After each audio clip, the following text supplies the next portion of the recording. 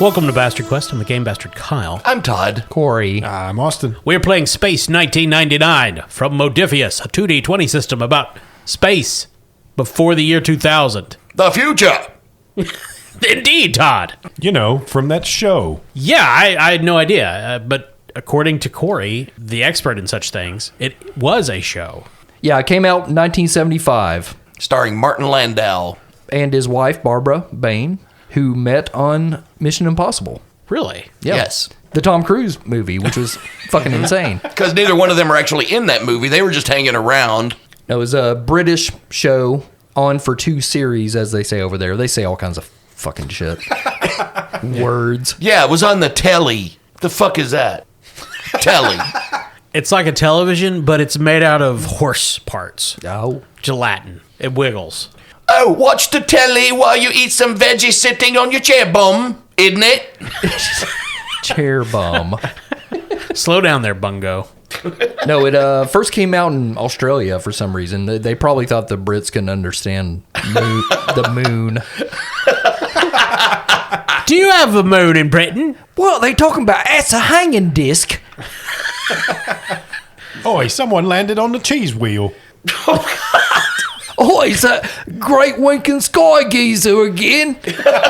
Sometimes he's a bit of a sliver. Sometimes he's a fool.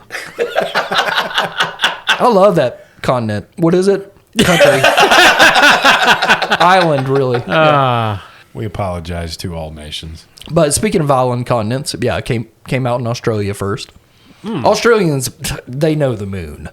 So, I mean, where do they come from? that is, few people know this. Australia is actually 7 inches closer to the moon than the rest of the Earth. Well, it was second choice for a prison colony. First choice, the moon. And then, the Brits were like, it's right there. Yeah, turns Let's just drop them off there on old Smiley Chum. Oh, I love that unproduced episode of The Twilight Zone. Yeah, and then they realized, no, space is hard. Let's wait for the Americans. You're welcome. And they got Martin Landau. Get us Martin Landau. Australia is so dangerous, it's literally the only continent that the moon regularly attacks. It's true. Always just spitting meteors. But they're also such badasses that we've never known. That's true. They kill all the moon men every year. Yep. Because you've never seen one. Oh, there comes another wiggler. I think we just started a cult. That's what roos eat. Again? Moonmen. I love that we can just make up nonsense words and you think, nah, they might use that in Australia.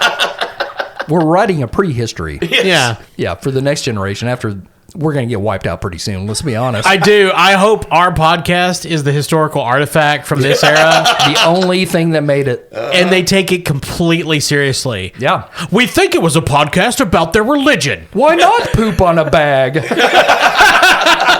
How now every time an archaeologist finds 2 stones on top of each other, it was some sort of ancient religious structure, or Dingo the caveman just liked to pile rocks. Well, who the fuck knows? You don't. No wonder we've never found a ghost near water. but Space 1999, created by Jerry and Sylvia Anderson, who created Super Marionation. So if you remember the marionette shows, Thunderbirds and things like that, they created that. Yeah, for sure. There was another one called Supercar. I think that was one of the early ones. But yeah, they created all that. They literally created Thunderbirds? Yeah. Like the anime show with the... I just said it was puppets. Super Marionation. Austin, man, go young somewhere else. I think I know what Supercar was about. Lasted 2 series. Mm-hmm. Which pretty good for the English. I think so. And also, given how the BBC does things, 2 series could be 10 episodes or 407. Well, that's true. Also, they could be coming out with Series 3 next year. Yeah.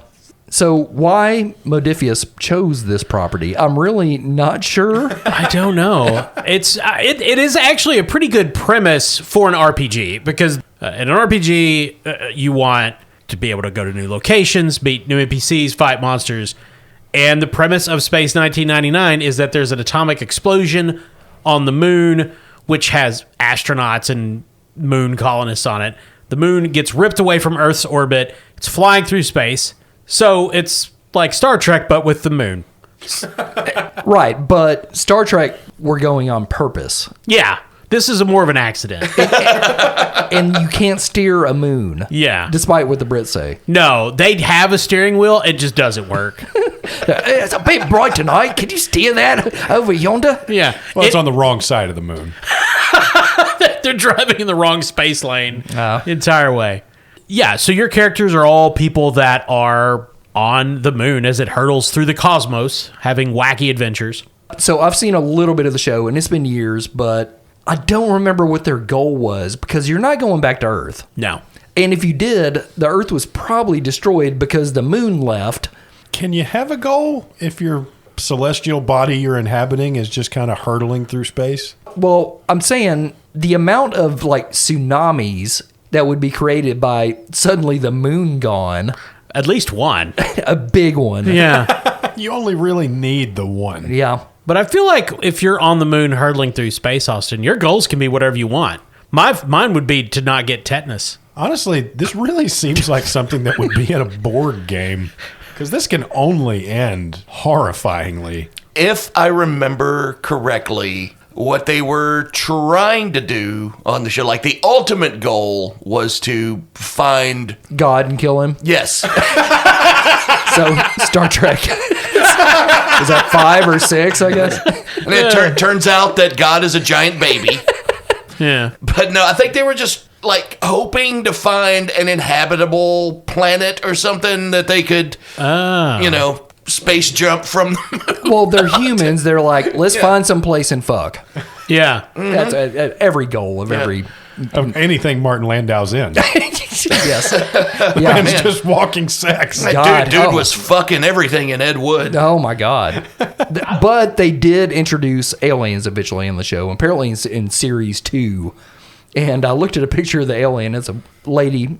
Here's her alienness. This makes Star Trek like the weird forehead thing they do. Yeah. Pale in comparison. She had a widow's peak and sideburns. Wonderful. I don't even know that would be weird in the 70s. It's true. Yeah. Just... Benji dated her. All right, let's talk about our characters. We're playing the quick start. Yes. We've had this for a long time, and it got buried deep beneath our ever-growing pile. I know the core book is out now from Modifius. And if you want to pick it up, go to Benevius.com or your local friendly game store or... Moon Cult. Yeah, a moon cult is ideal in this economy. Todd, who are you playing? I am Dr. Kai Booth, the ship's medic. Or should I say the moon's medic? The moon's Medic on the moon! Oh, he's charming and caring. He spent most of his time working with Doctors Without Borders in famine areas and war zones, but the Moon Corporation administration headhunted him and convinced him to go to the moon to be a doctor there, and he agreed to do a 3-month tour. Oops. Uh-oh. Corey, what do you got over there? I'm playing the team commander, Carlos Rodriguez. He's a young commander looking to make a quick name for himself, which I think he did. He's the first commander on a hurtling moon. He's basically doing it to better support his family. Yeah, best of luck. His signature asset is a photograph of his wife and son, Marco, aged 5, back home on Earth. They're drowning right now. He didn't really want to leave them behind on Earth, but the job on Alpha looked like a fast track to better opportunities in the Space Administration. So they figured a few months apart wouldn't be worth it in the long run. Yeah, long distance relationships always work, idiot. There's some dark undercurrents going on. You know, I kind of want to see Earth in 1999 now. It seems much more exciting. Shrieking. No, not the people that are drowning. No. To give this mark. Carlos enjoys a party, and it's a trait that got him into a lot of trouble when he was younger. But as a leader, he's able to focus on the needs of those under his command. He likes to be out of his comfort zone and thinks best when he's trying something new. So he's still got some party in him. Don't worry. And he's got talents and such that'll come up in gameplay, maybe. Austin. I am Francesco Spinoza. He's the security officer on the moon. What is it with you in space and security? That was your Star Trek character, too. Yeah, it's just my comfort zone. Oh, I see. Francesco wanted to go to art school, but his family just couldn't afford it. His parents were quite poor, and while he never went hungry, his life was pretty threadbare.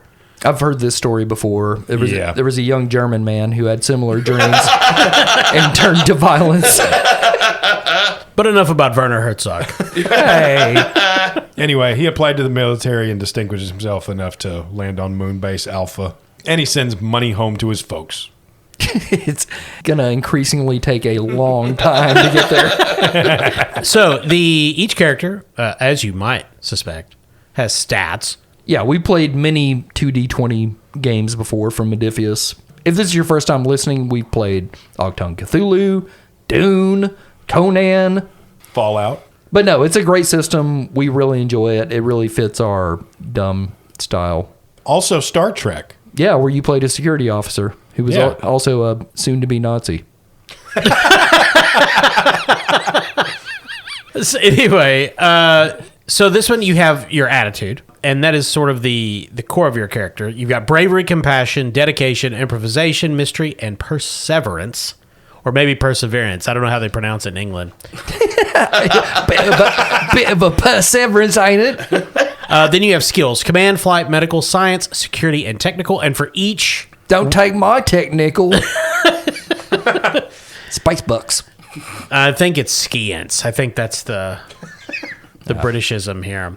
But anytime you want to do anything, I'm going to fly us to the planet, says the pilot. Well, probably going to use flight. And then depending on how they're doing it, maybe improvisation or perseverance or bravery, depending on what's going on.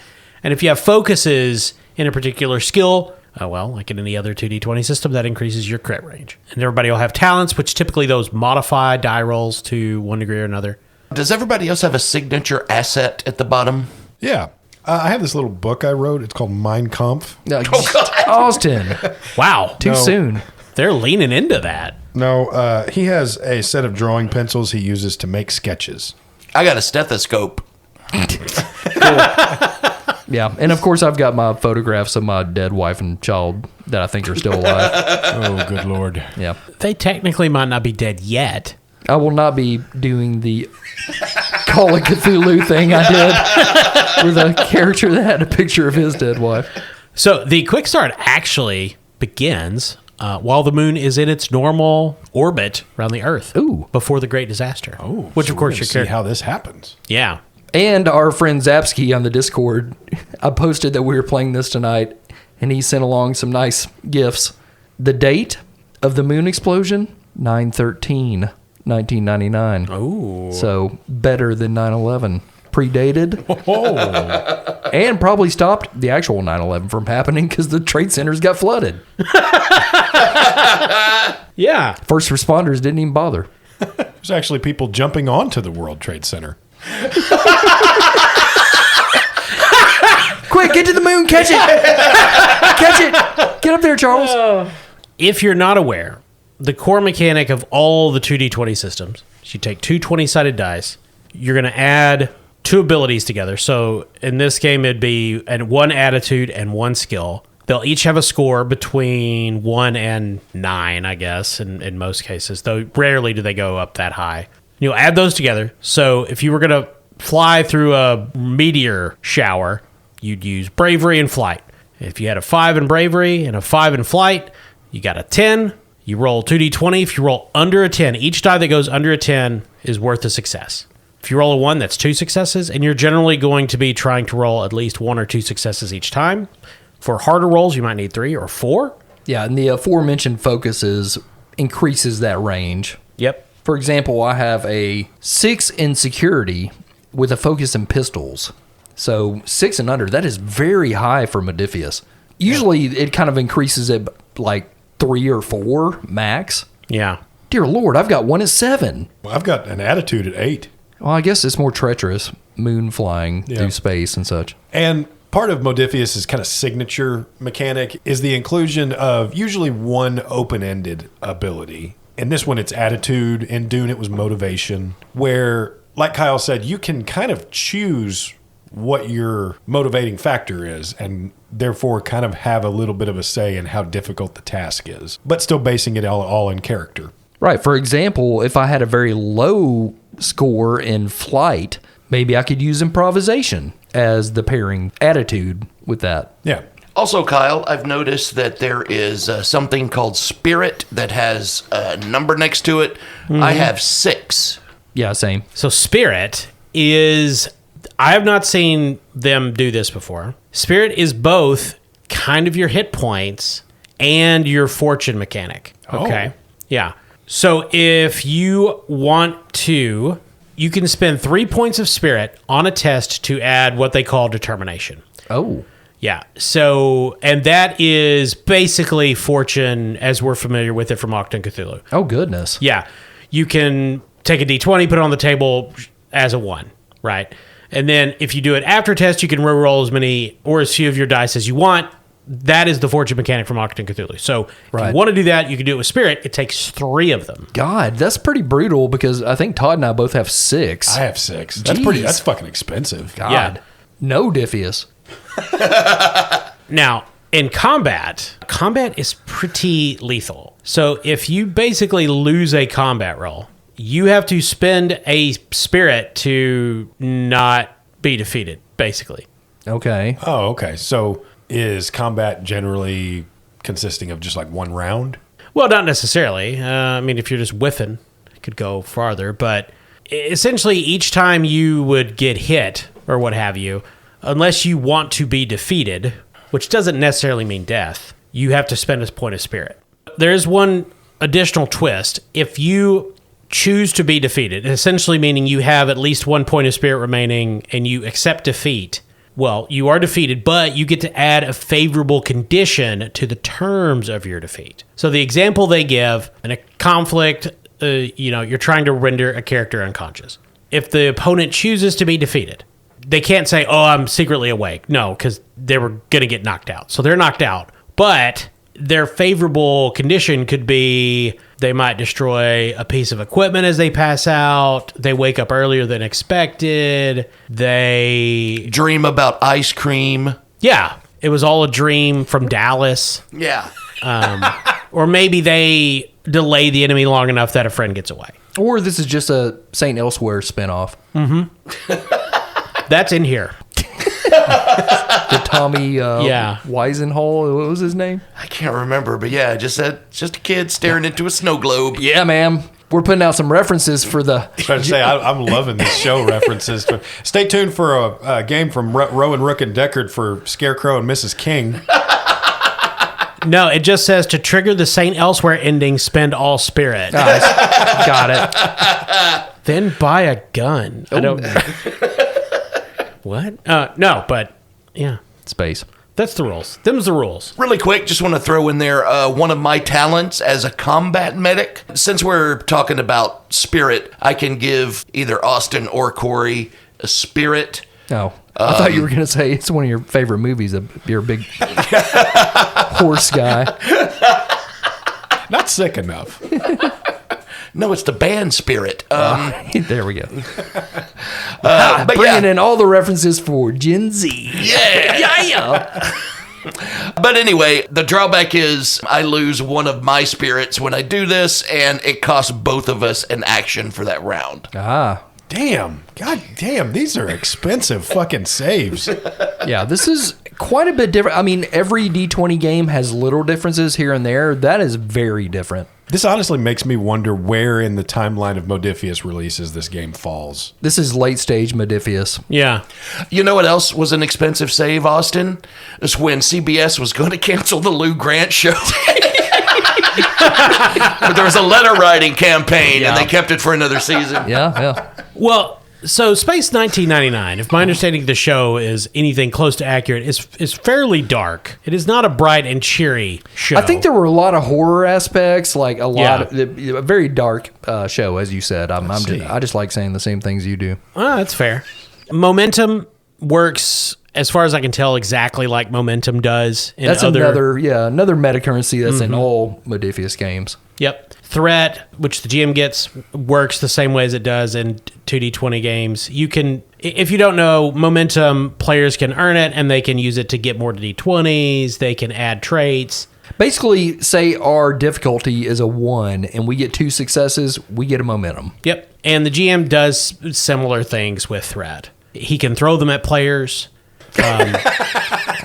Because the ones I have are small. They're heavy. Little black chunks of rock. Yeah. And Kyle has a slingshot. Yeah. Man, speaking of old shows, you know what I'd love to see made into a role-playing game? Is like the entirety of all of those Hanna-Barbera space cartoons. Space Race? Space Ghost. Oh. I thought you were going to say Dynasty, Well, there is the Dallas role-playing game. which we have not played. Yeah. Yeah. We've got to. Yeah, I mean, people are clamoring for it. Yeah, I get one email. Just total. Yeah. From the Hagman estate. They won't shut up about it. Keep him alive. This is all we have. Oh, people over 40 are loving this one. God. Here's a little factoid for you. No. Larry Hagman directed the sequel to The Blob. No. True story. We might play tonight. I always said Blob 2 has the Hagman imprimatur. It does. The Blob and the Blob 2? A super marionette?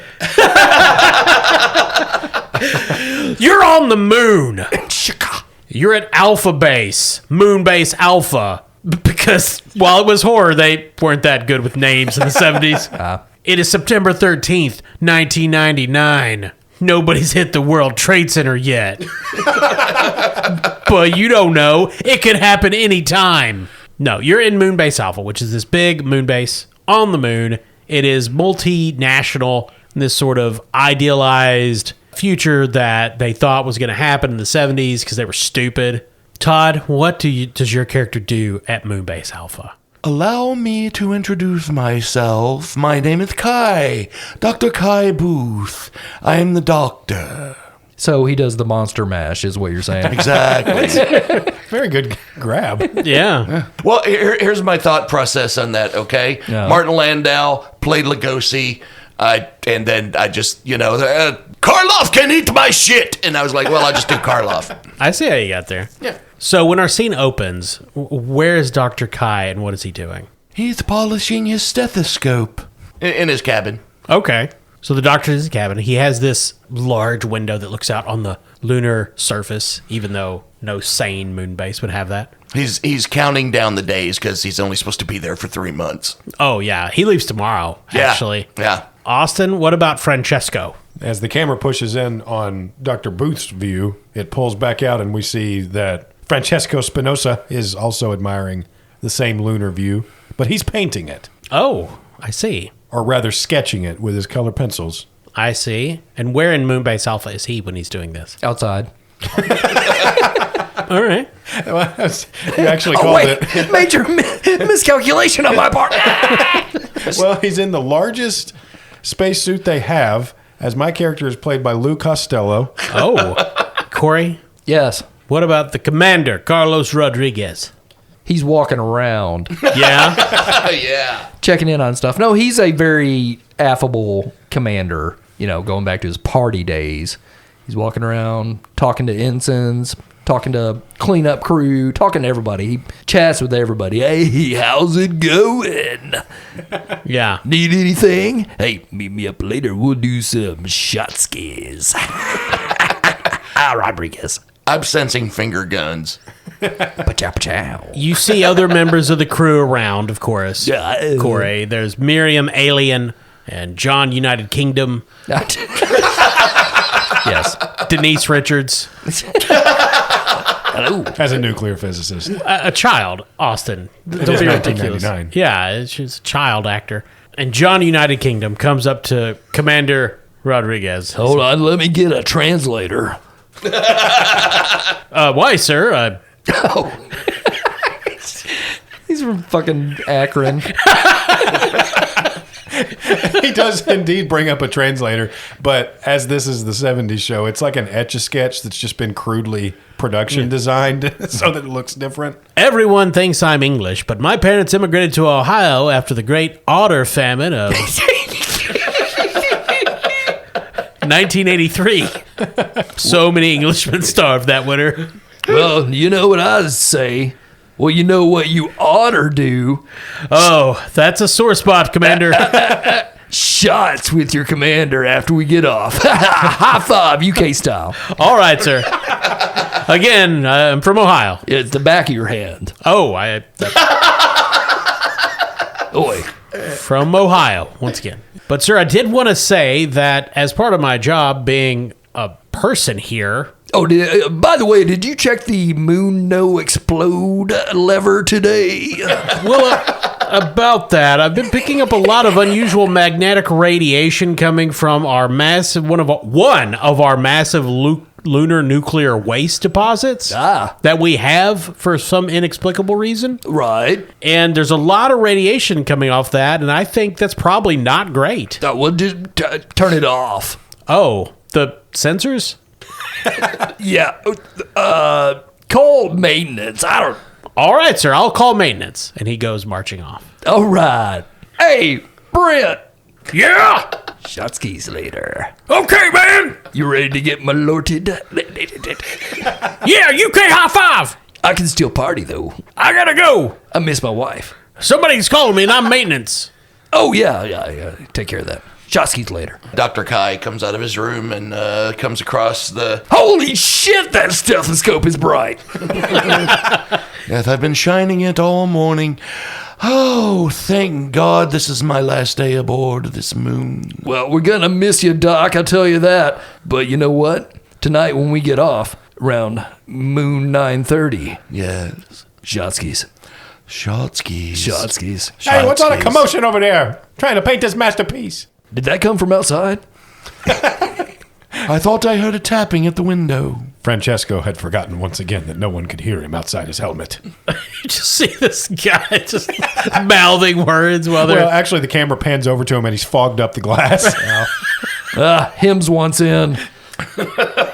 Then there's a call over the base intercom. Commander Rodriguez, your wife is on line 1. Your wife and child on line 1 on a very low sea level beach somewhere on the planet. Line 1, sir. Angie, baby. What's happening? Everything's going great. We can't wait for you to get home. I'm pregnant again.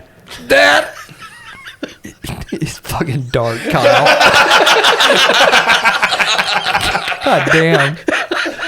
I'm already the proudest daddy up.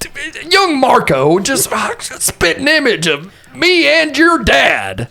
And we just got a puppy.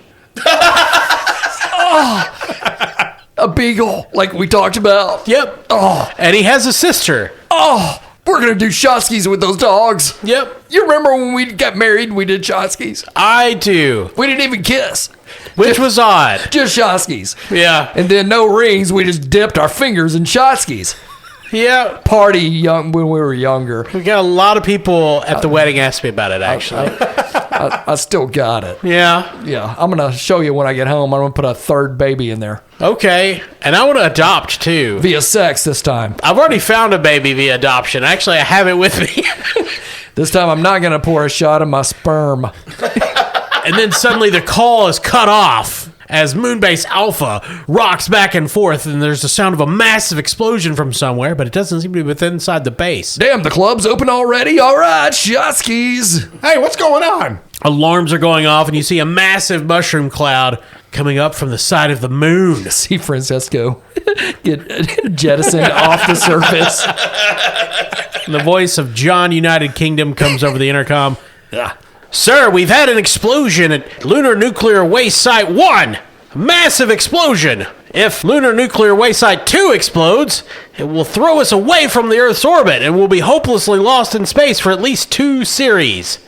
Wait, are we talking American series or Brit series? Indeterminate, sir. Oh, shit. If we get into syndication, who can This say? will never end. Yep, it'd be like Three's Company. Then streaming's going to come along, and it's going to be like The Office. Everybody's going to be going to sleep to us. Yeah, we'll be rediscovered by a new generation. I doubt that, actually. Like, nobody really knows what we're doing up here. No, that's very true, sir. Suddenly, Rodriguez is interrupted as Spinoza's body is slammed up against the glass window of the base. Hey, somebody let him in. Boss, something happened outside. I think something blew up out here. And when they open the door, there's a huge gust of wind coming inside because they didn't understand Hey. how the moon worked in 1974. Shut the damn door. We're not trying to heat the whole neighborhood. Leadership.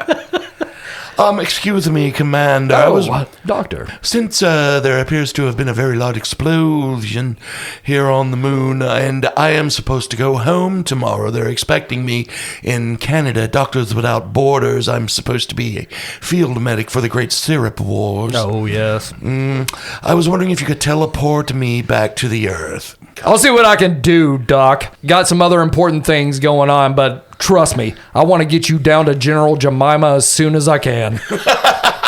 Boss, I think I ought to go check something out at these power plant facilities over here. I am the head of security, after all. Okay, do whatever it is you do, and we'll do a shot ski later, probably.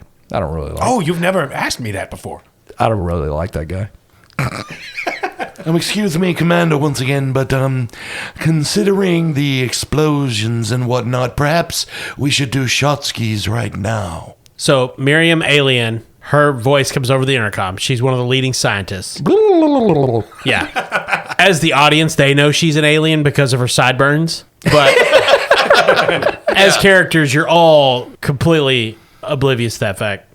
Commander and other PCs, you're going to have to do adventure things, or Lunar Nuclear Waste Site 2 is going to blow up. You're going to have to get in one of our Eagle spacecraft, which is apparently what they were called on the show. Do you mean a space bird? Sure. Ooh. Yeah, and you're going to have to fly over there and pick up nuclear waste, spread it out, so it's not all in one place, which is, I guess, what they thought caused the actual explosion on the show. And you're going to have to be careful, because there's a bunch of Moonies out there, and they've got swords. Of course, referring to the Korean religious pseudo-Christian cult from the 90s, the Moonies. Ah, finally, I get to take off my body cam. Jeez, I don't like that. Oh, my God. Spinoza's been on suspension for quite a while. God damn. Fuck 12. As both a doctor and a scientist, I can only say that perhaps dumping tons of nuclear waste on the moon was not the best idea. Well, Doc, you're not wrong. I'll tell you one thing. At least this well-meaning 70s message is going to reach the people, and they'll change their mind about pollution, and they'll change things. I think the future's bright, Captain. That happened a lot in the 70s. And 80s, 90s, today. Yeah, I mean, we just got rid of leaded gasoline. What more can we do? Everything's looking up. Let's do a shot ski. Oh, no, sir. There's going to be another, and then there's a massive explosion. Oh, yeah, that. Yeah, because you guys didn't do anything. So Moonbase Alpha, it was going to happen inexplicably. You couldn't stop it. Moonbase Alpha rocks back and forth. You're all thrown off your feet. You're going to have to make die rolls. So, were there really Moonies out there? Yeah. With swords? No, there weren't. That's not in the quick start. No. I'm glad we didn't go through that, because that's stupid. We left the quick start long ago. Oh, I see. Look, the Moonies aren't going away. Oh, okay. They're out there And now they're airborne. in the wilderness of the moon. Yeah. The Unification Church was what the Moonies were. Yeah, Kyle. Join a cult. So this explosion was much closer to Moonbase Alpha. And it's the one that's destabilized the entire orbit of the moon, sent you rocketing away. You're going to have to roll security, because I see that as kind of the physical skill. Keep your feet, but you can pick your attitude based on how you're doing it. Definitely improvisation. That fits with what we know about Spinoza and his carefree attitude towards life and legal limitations. That gives me a total of 14. The doctor will be doing it with compassion. Oh, okay. Well, this is a disaster. This is what he's made for. So he wants to make sure that he is in good shape to help others if they are injured. Okay, that's fair. That will give me a total of 12. So, in addition to security, the commander is going to use bravery. I think that fits, which is also a total of 12. I do have a focus in security. Oh, pistols. So he draws his gat.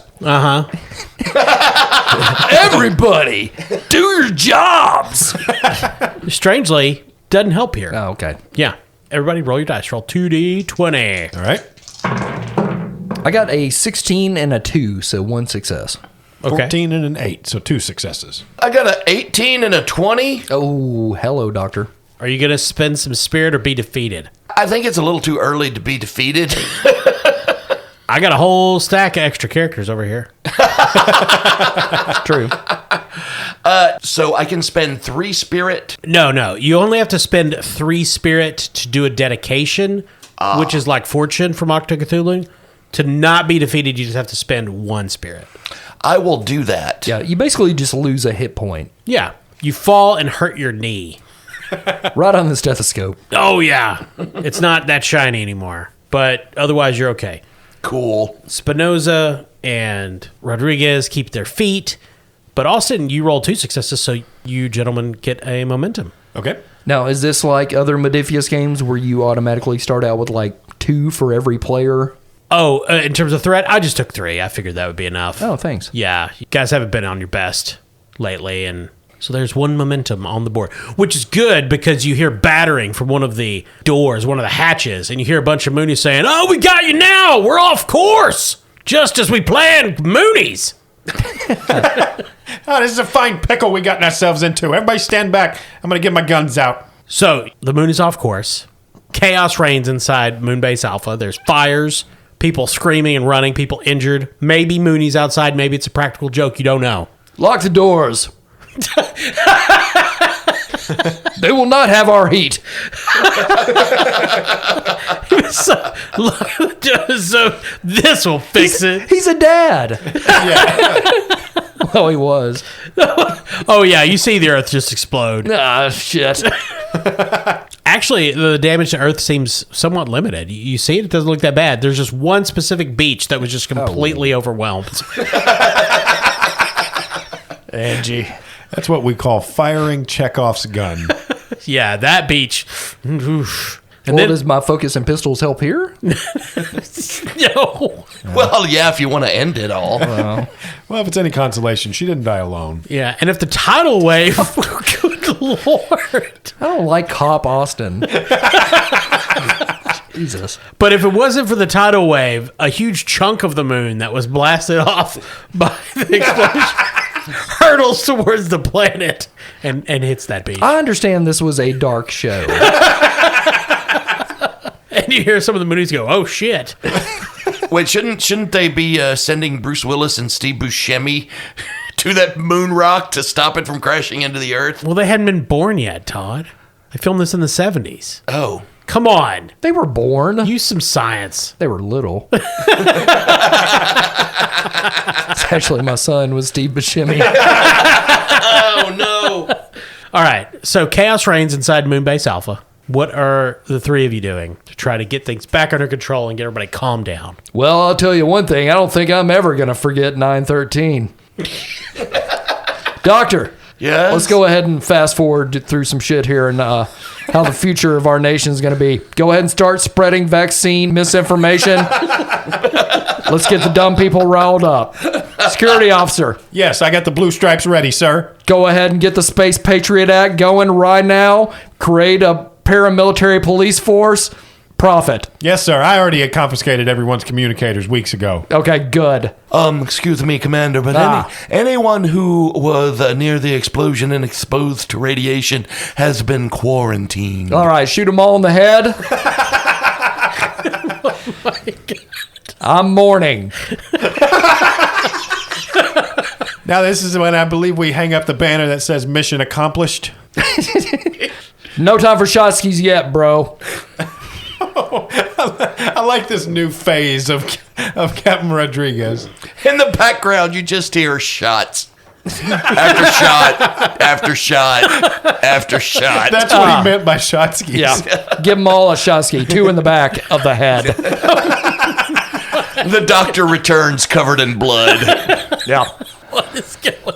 Space 1999, Kyle. I fear we've set a new precedent. Nah, Oh my. I'm the president now. of the moon. Let's do a UFC fight.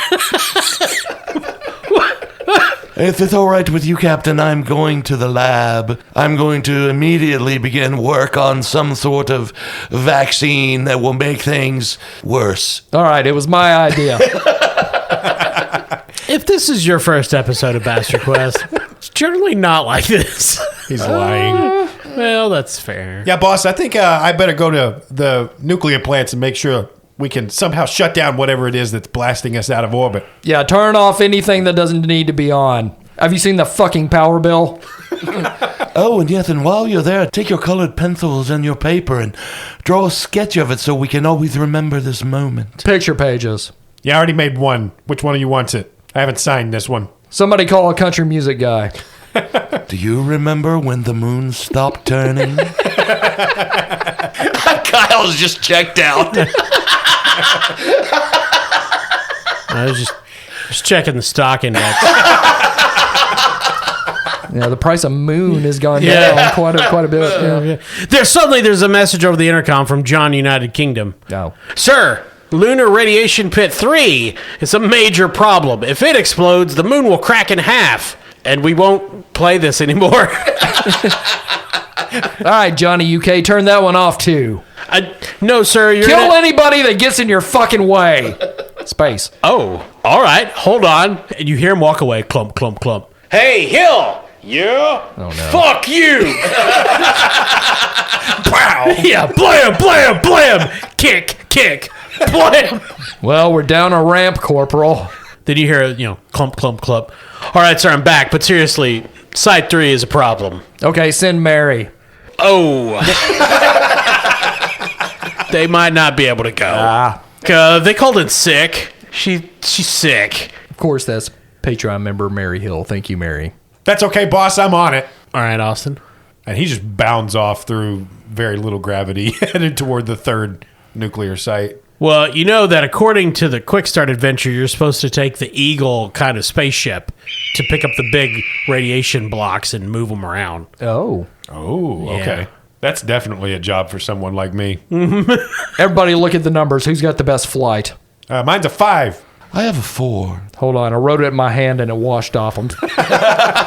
Is the tears from my dead family. 6 in flight, so let's go. I'm driving the Eagle. Okay, shotgun. You get in the Eagle, which I have to say, the images in the Quick Start of the Eagle spacecraft are pretty cool. Oh, yeah. I mean, the show looked cool. Yeah. Especially for the 70s. Pretty high production value. 75. Pre-Star Wars. Wow. Yeah.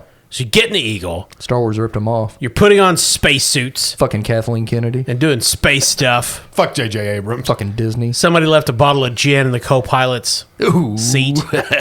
All right. So, Corey, roll your flight plus whatever attitude you think most applies.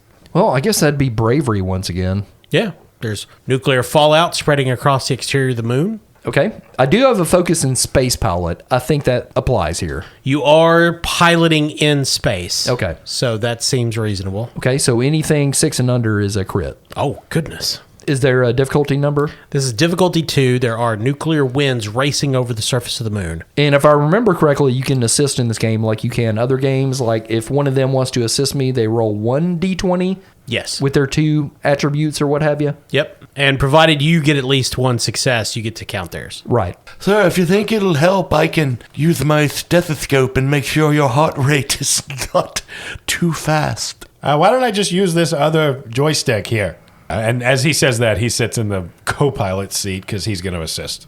All right. Austin, roll your assist first. Okay. This is going to be bravery and flight. A total of 13. Oh, and I'm just rolling 1 die. Correct. That's a 4. All right. So that's 1 success. As long as Corey gets 1, he gets to count it. Okay. I got no successes. 13 and a 17. The Eagle takes off, flies up. Hold on, before we take off. Bottle of gin, fellas. Shot skis. Short skis. Dead wife. So you're flying up. The captain is getting sauced. There's nuclear winds racing across the moon. And it looks really cool because that's what we had in the production budget. And we really blew it out on this scene. There's fire across the surface of the moon because as far as you know, that's how it would work.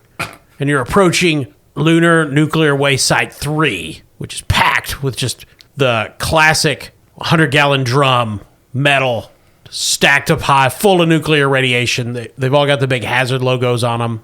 Spinoza is wrenching on the joystick, going like, hey, Captain, there's a lot of problems when we start talking about them. And the captain, you realize, is not even in his seat. He's in the back. He's talking to John, United Kingdom, and he's talking to Dr. Kai. They're doing shots. And by himself, Francesco is not enough to pilot the Eagle. He's not experienced enough. It begins to lean dangerously, angling towards Lunar Nuclear Waste Site 3 as if it might impact it. Hey, Captain, we're veering. We're listing. We're going down. So anyway, as I was saying, I did create a space poison to give the Moonies if it came to that, but we can all take it ourselves if it comes to that and we don't want to survive this. I call it Moon Aid. What's the proof? 500. Just sprinkle some under that blanket. We'll give it to them. All right, I'm going. Austin, that's terrible. Seriously. I'm muting you for the rest of this session. How we got the Native Americans? Yeah, I'm aware of the joke, Austin. And you had to fucking drive that? God, you're an awful person. And you're an actual dad. I'm going to fucking tell her about this. So you're going to crash into Radiation Site 3 unless you guys do something. Well, I guess I'm going to run back to the pilot chair and drive. Good idea. You can't get help from Austin this time because Francesco is doing all he can at this moment. Okay, I'm rolling my 2d20 again. Is it still difficulty 2 or? I think it's difficulty 3 now. All right, I'm going to spend that momentum. All right. We've got, give myself an extra d20, and I do have that 6 crit range, so this is doable. Yeah. Target 12. Ooh, not great. 2 successes. So the last thing we see from this episode is you're all in the cockpit. Radiation Site 3 is rapidly approaching. You're all screaming. People are grabbing the controls. The doctor's swinging his stethoscope over his head like some sort of bola. And then we cut to a commercial for Dandridge's Porridge, the best porridge in England. If you would rather not pass for a few days, get Dandridge's. Oi, Mum, I can't even taste anything. That's the Dandridge difference. Dandridge, mostly left over from the war. More flavorless than the competitors. And that is a completely canon first session of Space 1999. Right. I may have added some things into the... But we got the rules mostly right, probably. Maybe? Yeah. I think this is completely lore accurate. No one's seen it, so how will they know? Yeah. Oh, people have seen this. Well, yeah, probably our fans too. Oh, fuck yeah. Our fans fucking rule. Yeah, they watch cool shows like Space 1999. Yeah, it's on Prime right now, as of this date, September 13th. Never forget. This moon does not run. We will pick this up next week. Probably only play this one more session. Because Kyle's patience is Okay, wearing thin. Kyle. You guys are not. We barely got into it at all. Yeah, it's just gonna be Mooney fighting. They're gonna have hatchets, or this will last 3 or 4. Who can say? Yeah, but it's good to play a Modiphius game. It hasn't been terribly long. We just played Octone Cthulhu again, but It has been a while since we had a new one. yeah, this is way different. Like, they all have differences. Like, Star Trek has a lot of different stuff compared to Octone Cthulhu, and all their games have little differences. Like, Yeah. the spirit thing is like a huge difference in this game. Yeah, that's a big step away from anything like what they've had before. And that might inform why they have such high crit ranges. I think so. Yeah, that makes sense. I mean, it's cool. Yeah, I actually kind of want to watch the show now. It's on Prime. I heard that. Yeah. I heard it was. And if you like space games and playing them, you're going to need dice. Really? Yep. Uh-huh. And you can go to NorseFoundry.com and find those dice. Hell, they might use moon rocks to make some of them. I don't know. But in low gravity, you're going to need some heavy ones. It's NorseFoundry.com. No, seriously, we love them. They're great supporters of the show. Go to their website, check them out, make your purchase, and when you are at the checkout, enter promo code CHAM. That's CHAM for CHAM, and you'll receive the 10% Bastard Quest discount at NorseFoundry.com. They have self-checkout now. Yeah? You don't have to talk to the lady. Nice. Yeah. Oh, man, yeah, Madge was surly. Not happy. I liked her. You had similar interests. Yeah. World War II. Yeah. And we would like to welcome a new sponsor to the podcast. We don't have to. I want to hear it. Okay. It's Bangers and Beans. Okay. Not the traditional British bangers, the sausages. No, it's a bean restaurant with loud music. Oh. Bangers and Beans. It's next to the Cracker Barrel. So, okay, you go into a restaurant to eat beans only. Uh-huh. I'm going to assume it's a variety. You get a flight of beans, like your pinto, sure, yeah. your lentils, and your baked Your butter. limas. But they're playing like Screamo. Yeah. Okay, got it. Yeah, I'm not going there. Just go ahead and call them. Like, we read a bad ad, and they can keep their. Yeah. I'm sure it was an in-kind trade of beans and fucking Thursday albums. I'm keeping the fucking beans. Okay. Yeah, that mosh pit is fucking traumatizing. Oh. I door dashed it, and it was the music. Yeah. Right. The driver knocked on the door and just screamed at you for 3 minutes. Yeah, it was unfortunate. Perhaps we should thank people for listening to this. I mean, Profusely. Yeah. I mean, at this point, you're just really donating to charity at this point by listening to this show. But we always appreciate it. We love hearing from you. We love talking to you. Thanks for all of your reviews, your likes, your comments on social media, your subscription dollars if you're out there on Patreon and talking to us on Discord. Your money helped buy this game, among many others. Oh, yeah. This was definitely brought up on the Discord when the Quick Start first came out. Mm-hmm. And we were like, oh, you mean that classic show? That we've all seen? Yeah, Space in 1999. Yeah, we're doing that. I remember 9/11. Yeah. I just can't play Jenga since 9/11. Thanks for listening. I'm Kyle. Todd. He's Austin. I'm Corey.